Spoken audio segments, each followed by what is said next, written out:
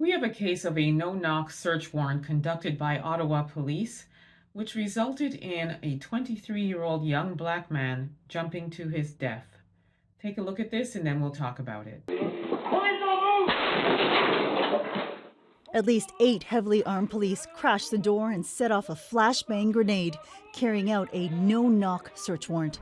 That's all they had to do. Come to the door and knock. But they came like terrorists. What Ben Poirier didn't know was that his startled stepson had jumped out the bedroom window. He fell 12 stories to his death. A horrifying discovery for his mother, who returned home to a crime scene. In my heart and my mind, it was, he's still alive. I just need to touch him. I just need to touch him. Aust's 23-year-old son Anthony was awaiting trial after getting caught with drugs and a gun during a traffic stop.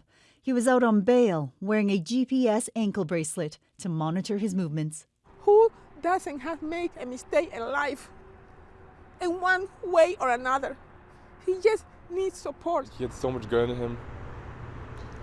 We talked about our future, what might happen, what we could do. He was a good big brother. In February, a judge said a no-knock warrant like this reflects a casual disregard for charter rights and urged police to use them in vital cases only. After the raid, police found Aust's 12-year-old brother sleeping in the same room. His 94-year-old grandma and his 13-year-old sister were also home. Ontario's police watchdog has assigned 4 investigators to determine what happened. But the family isn't confident they'll get what they want. Only 5% of the watchdog's cases results in charges. So this young black man did commit some crimes, but he had his ankle bracelet. He was home. As a matter of fact, his girlfriend was also home. His 13-year-old sister, his 12-year-old brother, and his stepfather, who was on the balcony having a cigarette when this raid took place. He had not done anything wrong. The only thing that happened was he was terrified of going back to jail. Obviously, that experience isn't anything that he wanted to go through again. He was awaiting trial. He was home. But he was so afraid that he jumped 12 stories just to get away to his death.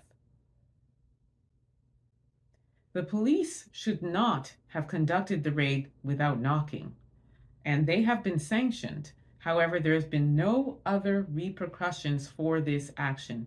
To date, there have been no disciplinary action taken against these officers, and the family is asking for answers, and to date, no answers have been given. I truly hope that they sue the police department, sue the city, expose every single officer involved, and get every single penny that they deserve for the loss of their son. Let me know what you all think about this. Drop your comments in the chat. Don't forget to like and subscribe.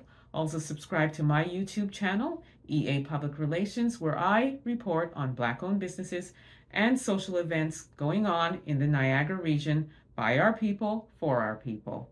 Thanks so much for tuning in, everyone. Please be safe, and until next time, peace be.